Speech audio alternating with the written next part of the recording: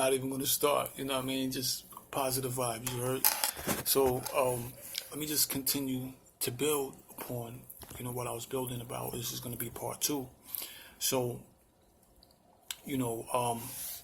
when we're building, we're talking about many things, and one of the things that we were talking about was, Ausar, and learning how to resurrect his divine principles within self by resurrecting his DNA essence within self, by resurrecting his chi, his prana, his life force essence, his kundalini, or the serpent fire up the back of the spine into the pineal pituitary gland.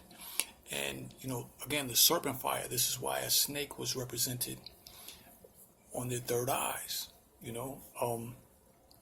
also too, if you look at the medical staff, with the 2 serpents, the medical staff is really just the spine and representing the kundalini rising up the spine, because that's where you can heal everything.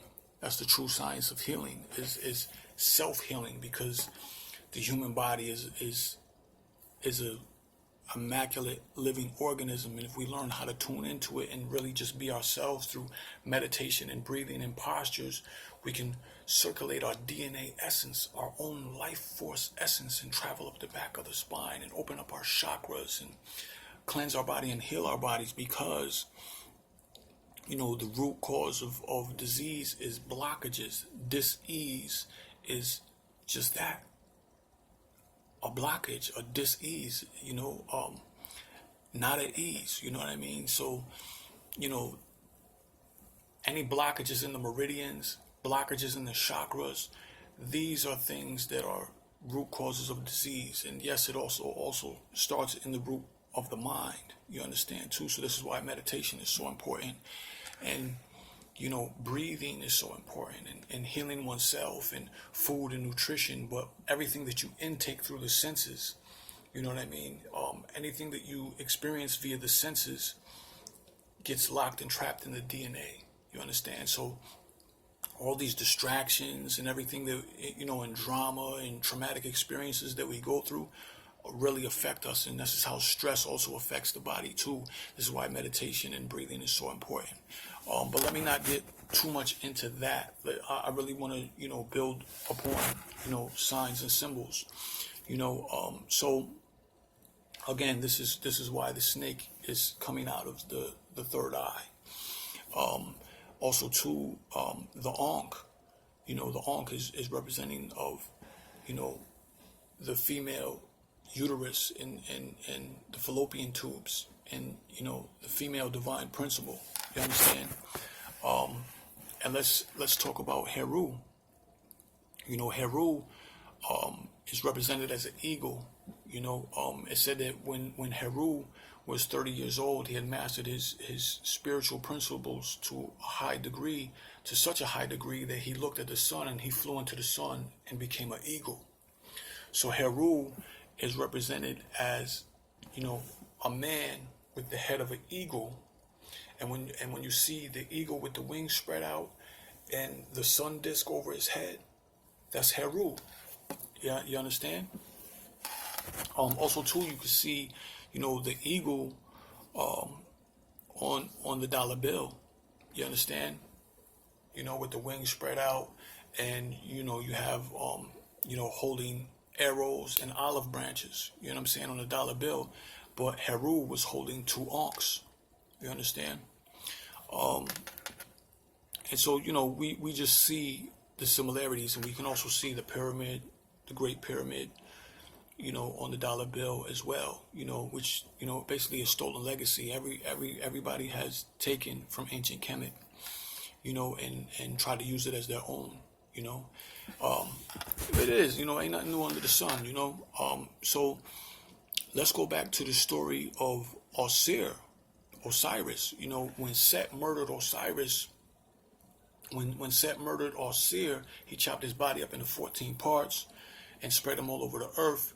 And when Isis came back to gather the pieces, she only found the 13 pieces of his body, and what was she couldn't find. What was missing was his penis, which was said to have been in the Nile River and swallowed by a fish. according to the hieroglyphs. So what we have is what was resurrected by Auset was the obelisk in front of the pyramids to represent the divine masculine principle, the penis of Ausar, and fertility, a symbol of fertility, and also a symbol of the Immaculate Conception. You understand?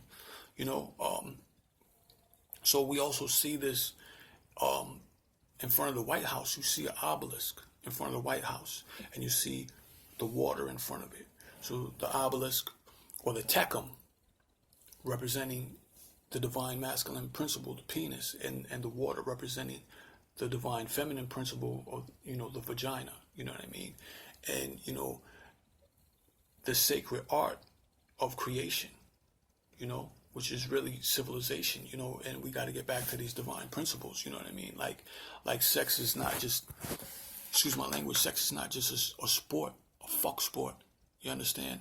It's divine masculine and feminine principles that are united, and we are spirits in the flesh, and we are electromagnetic beings. We're spiritual beings, electromagnetic beings. So we're, through the physical bodies, our spirits are combining, our souls are combining, and electromagnetic energy is combining, you understand, and interchanging, you know what I mean? And a sacred event, a sacred ritual is taking place, you know what I mean? We're creators, we're gods and goddesses of our own ciphers. We create all day, every day, you understand? Like, you eat, what you eat becomes the body. You know what I'm saying? The human body is a divine machine, so to speak. You know what I mean?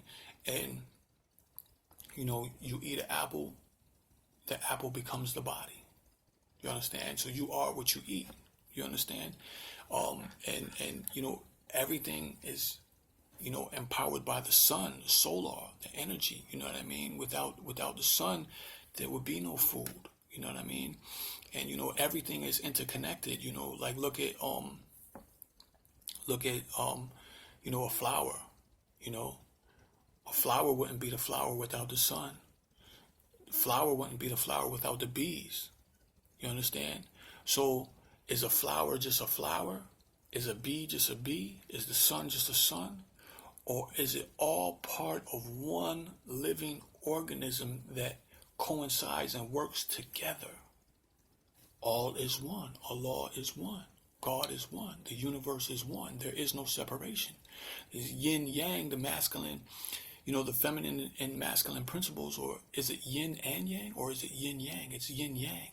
It's all together, because when you look at the symbol of yin yang, you see the yang within the yin and the yin within the yang, and it's all together, and it's all part of the same circle. It's all is one. You understand? And the same thing with human beings. You know what I mean? All is one, and we got to get back to these divine principles. You understand? So real quick, again, remember when Heru was battling Set, in one of the battles, Set snatched out his eye and threw it into space. You know what I'm saying? And this became the eye of Horus, the eye of Heru. You understand? And later on, Tehuti went and got his brother's eye and brought it down and shined it upon the world as to be a light to the world. You know what I mean? So these are just some signs and symbols and representations. I hope everybody has a blessed day. I could build for days. Peace.